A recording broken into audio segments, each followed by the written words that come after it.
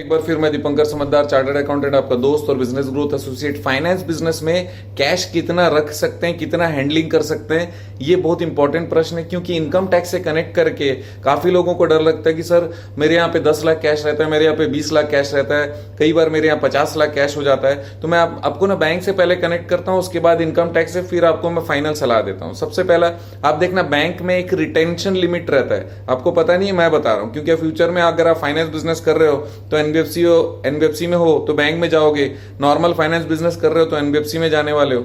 तो बैंक में एक रिटेंशन लिमिट रहता है, वो लिमिट भी कैलकुलेशन किस हिसाब से होता है, जैसा ट्रांजैक्शन होता है। और उसमें केवल ये देखना पड़ता है कि भाई जितना अमाउंट का लिमिट बताया गया है उससे बहुत हाई ना रहे।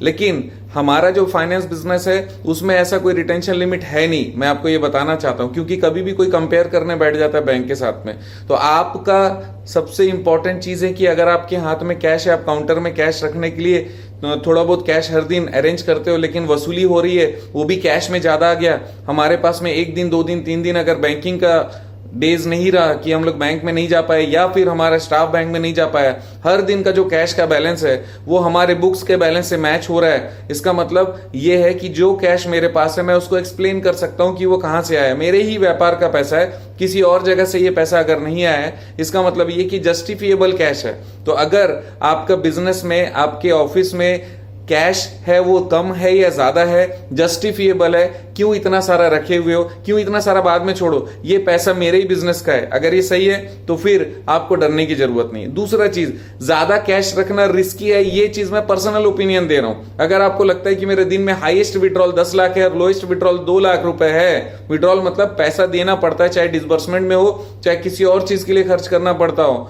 तो उस केस में आपने अगर देखा है कि किसी भी सामान्य दिन में 3-4 लाख रुपए ज्यादा होता नहीं है और आपने 5 लाख की प्लानिंग बना के वो पैसे अपने पास में रख लिए, तो कोई दिक्कत वाली बात नहीं है।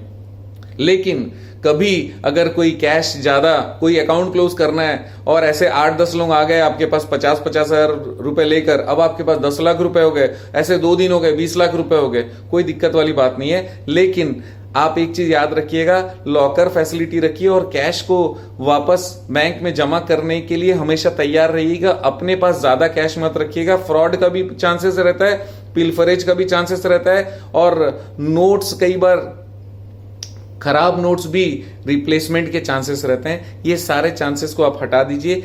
कैश आप रख सकते हो कि नहीं रख सकते हो? 100% रख सकते हो। कितना रख सकते हो? जितना भी आपके बुक्स में दिख रहा है, आपके जेन्युइन ट्रांजैक्शन के कारण में कैश है। अच्छा, आपने 10 दिन से कैश क्यों नहीं जमा किया? मेरी मर्जी में जमा नहीं किया, मैं आपको कॉन्फिडेंस दे रहा हूं, कॉन्फिडेंस ले लो। मेरी मर्जी में जमा नहीं किया, मेरी पॉलिसी मैंने जमा नहीं किया। अगर ऐसा कोई पूछता है तो आपको आंसर देना है। दूसरा चीज, ओपिनियन क्या है? कैश जमा करते रहो ताकि बैंक में भी ट्रांजैक्शन दिखते रहे, और जितना कैश है बैंक में जमा होता जाएगा तो आपका बुक्स ऑफ अकाउंट बहुत फेयर दिखने लगेगा।